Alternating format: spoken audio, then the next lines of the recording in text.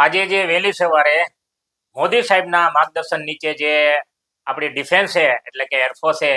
જે air strike કર્યું એમાં પાકિસ્તાન જે અધિકૃત કાશ્મીર હતું એના 100 કિલોમીટર એરિયામાં ઘૂસી અને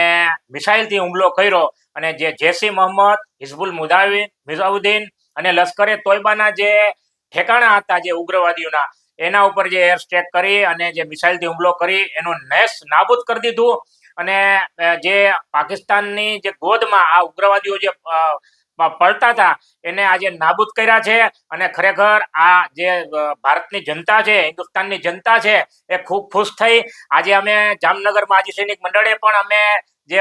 પેડા વેચી અને મોં મીઠા કર્યા અને મોદી સાહેબનો ખૂબ ખૂબ આભાર માન્યો અને એને અભિનંદન અમે પાઠવ્યું છે કે આવી ક્યારેય પણ અમારે જે જામનગર જિલ્લાના માજી સૈનિકોની જરૂર પડશે તો અમે ખંભો અરે ખંભો મિલાવી અને દેશના સુરક્ષા માટે મા ભૌમની રક્ષા કાજે અમે તૈયાર જ છીએ. ભારત માતા કી જય, વંદે માતરમ, જય જય ગરવી ગુજરાત. સાંજ સમાચાર ફેસબુક પેજને લાઇક કરો, વિડીયો શેર કરો અને વધુ વિગતવાર સમાચાર માટે sanssamachar.net વિઝિટ કરો.